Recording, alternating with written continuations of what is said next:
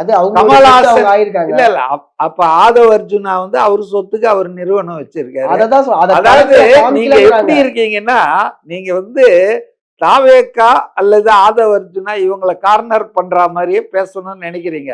மீடியால இருக்கிறவங்க அப்படி பேசக்கூடாது, நியூட்ரலா பேசுங்க. நான் என்ன சொல்றேன், முதல்வர் ஸ்டாலின் கிட்ட கார் இல்லைன்றாரு, அவர் ஓட்டுற காரு 4 கோடி.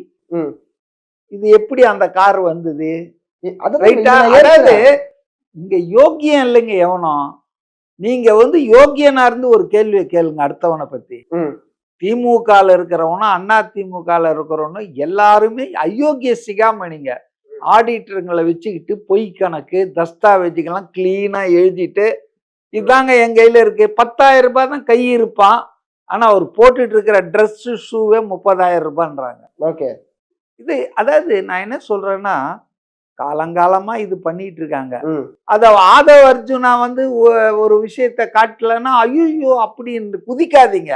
நீங்க முழு பூசணிக்காய் புதிய அரசியல் நாங்க ஒரு புதுசா பண்ண போறோம் அப்படிங்கிறவங்க புதுசானா என்ன பண்ணோம்? இல்ல இல்ல கடை அதாவது உங்களுக்கு கொஞ்சம் இருங்க. புதுசானா மாற்றம்னா சோத்து கையில தான் சோறு தரணும். ஆமா, இதெல்லாம் சிலதெல்லாம் பேசிக்கலாம் மாற்ற முடியாது. எல்லாமே கரெக்ட். இல்ல நான் மாற்றம் அதனால வேற கையில சாப்பிடுவேன்னு சொல்ல முடியாது.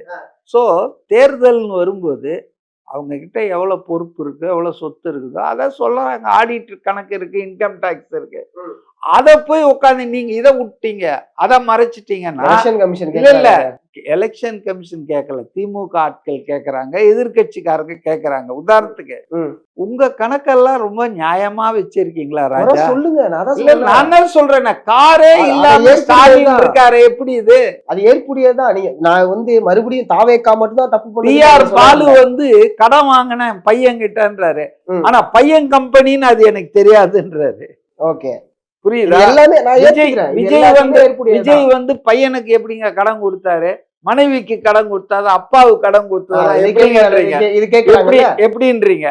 நான் கேக்குறேன், டிஆர் பாலு 2 கப்பல் தான் என் பேர்ல சைதாப்பேட்டை கோர்ட்ல சொன்னார் அந்த அண்ணாமலை போட்ட கேஸ்ல. அந்த 2 கப்பல் தான் என் கையில இருக்கு.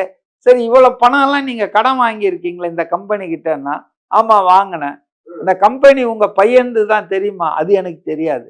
அதாவது பையன் கம்பெனின்னு தெரியாம, இது எல்லாமே நான் தான் சொல்றேனாங்க, எல்லாமே அயோக்கியர்கள்.